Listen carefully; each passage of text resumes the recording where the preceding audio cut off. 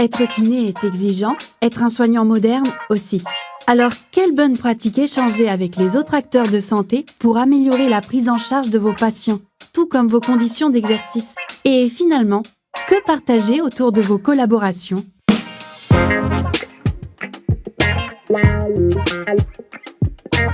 Aujourd'hui, Grégoire, alias Major Mouvement, reçoit le docteur Éric Bernard, médecin généraliste en maison de santé pluriprofessionnelle, ou MSP, dans la région de Nantes. Cette structure d'exercice coordonné, le docteur Bernard la connaît bien, car il a participé à sa construction et les kinés y tiennent une place toute particulière.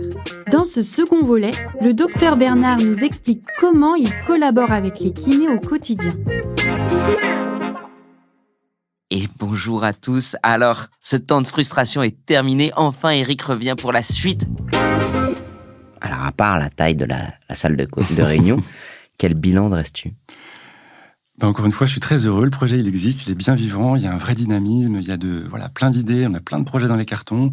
Alors, on est encore en phase de structuration. Donc, il reste quelques étapes administratives. Avec l'ARS, avec la constitution d'une CISA, la société qui porte le projet. Mais voilà, tout ça devrait être bouclé dans les prochains mois. Mais en tout cas, vraiment, là, on est lancé. Tout le monde est en activité. On a commencé donc ces fameuses réunions RCP, cas complexes. Voilà, pour parler de nos patients. On a mis sur les rails déjà un premier protocole pluripro autour du dépistage et de l'orientation des patients en situation d'épuisement professionnel. On est 26 professionnels de santé sur 5 sites d'activité. Donc, tu les connais chouette. tous physiquement ? Les sites d'activité ? Non, les 26. Les 26, ouais, bien sûr. J'ai échangé avec tout le monde, en amont. Et puis, on a plein d'occasions de se côtoyer régulièrement. Et c'est ça qui est chouette. Encore une fois, sur des temps très formels. Et puis, il y a tous les à côté qui sont aussi importants. Ces temps de convivialité, le petit déjeuner, l'apéro de la maison de santé, l'anniversaire, etc., qui sont autant d'occasions de célébrer, de vivre ensemble. Et puis aussi de faire équipe, en fait. Tu retrouves parfois des souvenirs de l'hôpital ? L'hôpital, pour moi, c'est vraiment associé à ma formation. C'est quelque chose qui commence à être assez loin maintenant. Mais non, Eric, enfin, non. C'était il y a quelques mois à peine, disons-nous. À peine. Mais l'hôpital aussi, j'ai souvenir de quelque chose de très pyramidal, de très transversal. Le chef de service. Que tu aimais à l'époque ? Pas du tout, que j'aimais. Non, la structuration, non, c'est quelque chose de, les aides-soignants qui nous voient, qui nous regardent de loin, avec d'un côté les paramédicaux, les médicaux, c'était très hiérarchisé, très cloisonné. Et donc non, ça c'est pas forcément le bon souvenir que je garde de l'hôpital. Alors voilà, encore une fois, ça fait plusieurs années que j'y ai pas mis les pieds, peut-être les choses sont en train de bouger aussi. Mais en tout cas, en ce qui me concerne, dans la maison de santé, ce que j'apprécie beaucoup, c'est que on est tous au même niveau, on est tous dans la même aventure, et on se côtoie, et on se tutoie, et on est très à l'aise pour aller se solliciter les uns les autres pour des services, pour des questions médicales ou très terre à terre de matériel, d'installation, de machines, d'imprimantes, de scanners, que sais-je. Voilà. Alors 2 choses, Eric, c'est vrai que je t'ai même pas posé la question parce que tu dégages une sympathie qui est tellement naturelle que je t'ai tutoyé direct. C'est gentil, alors que j'aurais pu être dans le respect dû au médecin et t'appeler bonjour docteur Bernard. Ça doit être hyper agréable de travailler avec toi. Question, alors forcément, je taquine un peu et t'es pas obligé de répondre. Est-ce que ça se passe toujours bien avec tous les collègues ? Ça se passe évidemment toujours très bien avec tous les collègues. Réponse politique. Il n'y a jamais de problème d'imprimante ni de scanner. Non, évidemment, il y a plein de problèmes. J'ai passé sous silence les fuites à l'installation, les problèmes d'interphone, les problèmes Tu me rassures, c'est normal. Non, l'installation, c'est pas un long fleuve tranquille. On est sur de l'humain. Alors évidemment, on le connaît tous avec nos patients, mais évidemment aussi avec nos collègues. Et donc même si on y reviendra, on a des valeurs communes, on est vraiment tous, très... vraiment sur la même longueur d'onde sur ce projet. Évidemment, on a tous des personnalités différentes, et des c'est caractères, normal. Nos humeurs, nos difficultés qui sont spécifiques aux uns et aux autres. Donc non, il y a parfois des temps plus... il faut se mettre autour du table, il faut parler. Mais en tout cas, pour l'instant, ça communique bien, c'est fluide et c'est vraiment agréable. Il y a 4 kinés dans la MSP et j'ai cru comprendre que l'un d'entre eux était justement un coordinateur. C'est quoi cette fonction de coordinateur ? Tu peux m'en dire plus ? Ouais, bien sûr. Le poste de coordinateur, c'est une fonction qui sert justement à faire du lien entre les différents membres de l'équipe, à coordonner les actions pour que les projets avancent, en fait. Donc, s'assurer qu'on réponde bien aux échéances administratives et puis aussi que les projets se montent. Donc, c'est vraiment le chef d'orchestre. Et chez nous, cette fonction de coordination, elle est assurée à la fois par un kiné, Christophe, et une infirmière, Camille. Tu connaissais un peu notre métier et est-ce que tu aimes travailler avec eux ? Alors évidemment, j'apprécie de travailler avec les kinés, je ne crois pas que je puisse répondre différemment, mais c'est sincère. Oui, je connaissais votre métier, mais évidemment, comme beaucoup d'autres métiers, pas forcément très bien, pour être tout à fait honnête. Et c'est vrai que c'est aussi un des métiers que je découvre, et voilà, plus en détail. Le fait de se côtoyer, le fait de se croiser régulièrement, et ben, c'est vraiment l'occasion justement de mieux se connaître et de mieux connaître nos métiers. Ouais. T'as une petite anecdote d'un truc que tu as découvert dans notre métier auquel tu t'attendais pas ou tu imaginais pas comme ça? Ça me fait penser à... j'ai fait une formation il n'y a pas si longtemps, une formation continue sur l'entretien motivationnel, un outil de communication. Et j'ai réalisé qu'un des deux experts, c'était une kiné. Et finalement, on se rend compte que, oui, on a des problématiques communes sur comment motiver nos patients, comment les faire adhérer à un projet, comment avoir une relation de bonne qualité qui permet d'adhérer à une prise en charge. Et que finalement, oui, on se pose les mêmes questions, on a besoin de certains outils qui sont en commun. Et donc, oui, on a des problématiques qui sont communes. Voilà. Après, sur les interactions avec les kinés, on a plein de projets aussi dans les tuyaux.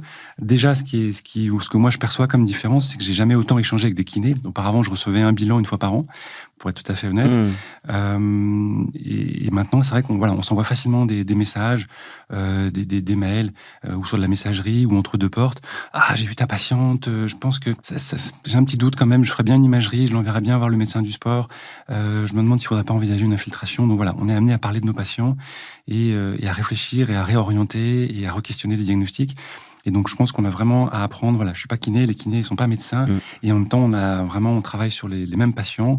Voilà, donc on a des projets justement de travailler sur un guide, des prescriptions, comment mieux formuler, qu'est-ce qui est pertinent pour vous, par exemple, à mentionner sur une prescription. De notre côté aussi, peut-être, qu'est-ce qui peut être pertinent pour nous comme retour, sous quelle forme. Voilà, il ne s'agit pas non plus de vous rajouter des contraintes administratives, mais avec les outils actuels, comment est-ce qu'on peut facilement envoyer des comptes rendus, avoir un suivi de la prise en charge quand le patient vient nous voir pour un renouvellement de prescription, savoir ce qui a été fait, sur quelle route on est. Ouais. Est-ce que de travailler avec des kinés, ça t'a fait repenser ta manière de prescrire des séances de kiné? Oui, je me pose plein de questions. Est-ce que sur les protocoles que tu mets, tu les comprenais ou est-ce que c'était issu de ton logiciel administratif? Je mets très peu de protocoles. En vrai, je suis assez succinct et je laisse beaucoup la main au kiné parce que, encore une fois, je me sens pas le plus compétent pour prescrire en détail la kiné. Donc souvent, c'est assez limité à une indication, à une localisation anatomique. Et voilà, après, je laisse la main au kiné. Est-ce que tu as des attentes particulières sur la capacité d'un kiné à poser un diagnostic ostéo-articulaire? Des attentes, je pense qu'il y a une vraie expertise côté kiné, donc je pense que oui, j'attends de compléter, de conforter ou de réorienter un diagnostic. Et puis j'espère, nous, qu'on sera amenés à faire des formations pour nos étudiants, pour nos internes, nos externes, et puis aussi pour nous-mêmes sur comment mieux examiner, comment se mettre d'accord. Qu'est-ce que tu ressens quand tu sens que tu as posé un bon diagnostic, que le kiné a posé le même diagnostic que toi, que vous avancez dans le même sens et que le patient va mieux sur un cas un peu complexe? On est content, tout le monde est d'accord et surtout le patient avance. Ça fait plaisir. Après, je suis pas mécontent non plus quand le kiné me dit t'évoquais une tendinite. Moi, je pense qu'on est plutôt sur une boursite de l'épaule. Ok, c'est... Moi, encore une fois, je fais confiance aussi à l'expertise du kiné. Et ce qui est intéressant, justement, c'est qu'on est une équipe. On n'est plus un praticien isolé. Et surtout, on a un échange, on a un retour. Et tout ça dans l'intérêt du patient. Moi, j'ai parfois... Alors là, c'est plus personnel. Un petit complexe quand je renvoie vers le médecin pour demander des examens complémentaires. Quand j'ai un doute, j'ai peur de déranger. Qu'est-ce que tu dirais à un kiné qui dit « j'ai peur de te déranger » ? Je suis déçu, c'est qu'il n'est pas suffisamment à l'aise pour échanger, mais je vois bien dans certains messages, souvent c'est très précautionneux. J'ai examiné, j'ai trouvé tel symptôme, tel signe. Je pense qu'il serait peut-être intéressant C'est toujours très prudent avec beaucoup de périphrases, beaucoup de précautions. Alors que moi, on est tranquille, on est entre nous, on est entre professionnels, on peut se dire les choses. Et j'espère que justement, on parlait des barrières, on parlait de transversalité, de travail en équipe, que justement, ça va se normaliser, qu'on ait des échanges et qu'on puisse se dire tranquillement les choses et dire quand on n'est pas d'accord ou quand on a d'autres hypothèses. As-tu observé des évolutions dans la pratique des kinés? J'ai quand même l'impression que les métiers évoluent, comme pour nous d'ailleurs. Voilà, nos collègues kinés interviennent déjà à la fac auprès d'étudiants en médecine, à la fac de STAPS. Génial ça. Bah oui, sur des topos, voilà, vraiment sur l'exercice pluri-pro. Ça, je suis content ça. Nous, on va être très heureux aussi de proposer à nos futurs étudiants. Moi, j'accueille actuellement des externes. Une de nos collègues sages-femmes va accueillir aussi bientôt des internes. Voilà, de pouvoir leur proposer aussi d'aller justement voir ce qui se passe dans les centres de kiné, d'aller voir comment vous travaillez aussi. Et puis, comme je l'évoquais, en formation continue, on croise de plus en plus aussi de kinés sur des formations communes. Voilà, beaucoup autour de la prévention, de la communication, de l'éducation. Et donc, ouais, c'est chouette. Cool. J'ai une question un peu perso, t'es pas obligé de répondre. Est-ce que toi, t'as déjà consulté un kiné? Alors, il y a très très longtemps, que j'étais tout petit. Donc, c'est très très lointain. C'est très lointain, c'était une autre époque. C'est ça. Comment envisages-tu la collaboration avec ces professionnels demain? Je pense que les lignes sont en train de bouger et que voilà, clairement, le fait de se côtoyer, de travailler ensemble, de monter des projets, des protocoles ensemble, on découvre le métier des uns et des autres. On apprend vraiment à mieux se connaître et à sortir d'une relation, en ce qui me concerne, prescripteur-effecteur de soins. C'est pas très joli, mais voilà, clairement, il y a moins de barrières, il y a moins de verticalité et on se retrouve à vraiment travailler ensemble autour du patient, à remettre vraiment le patient au centre du jeu. Si tu devais partager une bonne pratique, attention, elle est difficile, Eric, une seule, aux professionnels de santé qui nous écoutent, ça serait laquelle? Pas facile d'en choisir une. C'est dur. Hein. Mais je dirais le travail en équipe. C'est vraiment ouais. Tu me l'avais dit, c'est le côté humain, toi, qui te branche. Oui, c'est pour ça que j'ai choisi ce métier et c'est pour ça que j'y reste et que je suis très content aujourd'hui d'être entouré, de faire partie d'une vraie aventure collective. Voilà, parce que le travail en équipe, ça facilite des choses très terre à terre sur des démarches administratives, la gestion des plannings, mais c'est aussi la solidarité, l'entraide. Voilà, ne pas être seul, sortir de l'isolement pour gérer un patient difficile ou une situation émotionnelle forte. On a eu un patient, on a vécu quelque chose de fort. Et on peut aller voir le collègue à la pause déjeuner, lui raconter ce qu'on a vécu et avoir un peu de soutien aussi. Et ça fait vraiment du bien. Et je pense que c'est vraiment important. Et puis aussi parce qu'on peut monter des projets avec la puissance vraiment du collectif.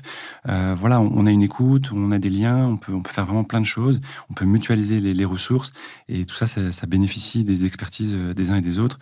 Et voilà, encore une fois, le collectif est une force et l'exercice aussi en maison de santé donc permet vraiment de bénéficier de meilleures conditions d'exercice et de nous protéger, je l'espère aussi, de l'épuisement.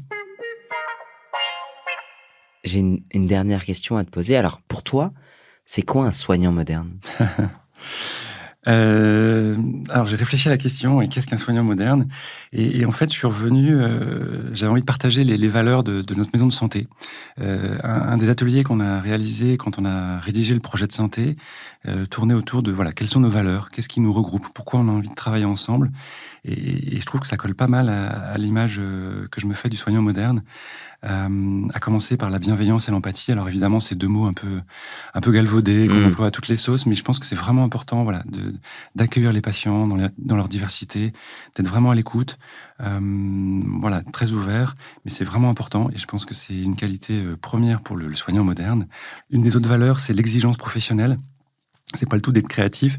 Il y a quand même un souci d'être rigoureux. Mise en place. de qualité, de sécurité des soins, de ce qu'on propose. De se baser évidemment sur des prises en charge qui soient validées.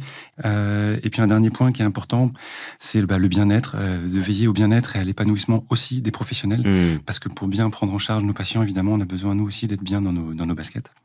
Du coup, Eric, tu sais à quoi je pense? Je me dis, ce message que tu évoques depuis le début du podcast, je suis sûr, et j'en suis profondément convaincu, que quelqu'un qui est en train d'avoir un projet de MSP, qui est dans le creux de la vague, il va entendre ton podcast, il dit « ça vaut le coup, je m'accroche. C'est normal ce que je traverse. » C'est la vie littéralement d'un entrepreneur. Hein. On n'est pas éduqué à ça, on n'est pas formé à ça. C'est normal d'avoir toutes ces galères, mais ça vaut le coup. Ça vaut carrément le coup. C'est pas notre métier, mais c'est l'occasion aussi d'apprendre plein de choses et de découvrir aussi d'autres façons de travailler. Ah, mais j'y crois à fond. Moi, tu m'as convaincu. Hein. Ah super. Eric, merci. Merci Grégoire. Bon, Eric, c'est déjà l'heure de se quitter. Vous pouvez retrouver l'intégralité des épisodes de Kiné Lab, le podcast, sur toutes les plateformes d'écoute. N'hésitez pas à réécouter la saison 1. À très bientôt. Bye bye.